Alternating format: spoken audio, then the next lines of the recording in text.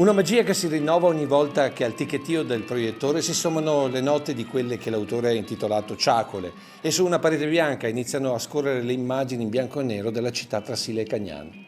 Ma ieri sera è stato un vero e proprio incantesimo, come accade sempre quando Signore e Signori è di scena in Piazza dei Signori. E non c'è stato contagio che abbia fermato i tanti affezionati a questa rappresentazione dei trevigiani che non cambia nonostante i decenni.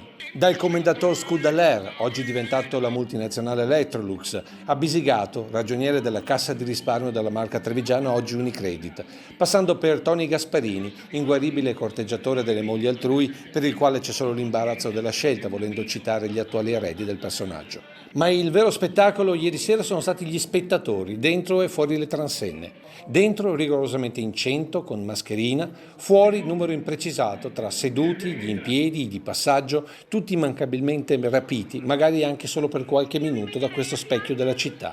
Una magia fatta di gente che si è tenuta senza fatica il cane in braccio per 2 ore, che si è portata allo sdraio in piazza o che è rimasta seduta sugli scalini della loggia inattaccabile a qualsiasi domanda del cronista.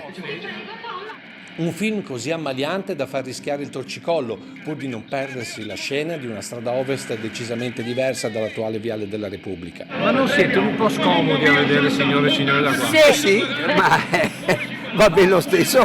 E visto che siamo nel terzo millennio, c'è stato anche chi questa magia l'ha trasmessa a casa col telefonino. Istantanee di un film, di una serata d'estate, ma soprattutto di una città che sa ancora, nonostante tutto, ridere di se stessa.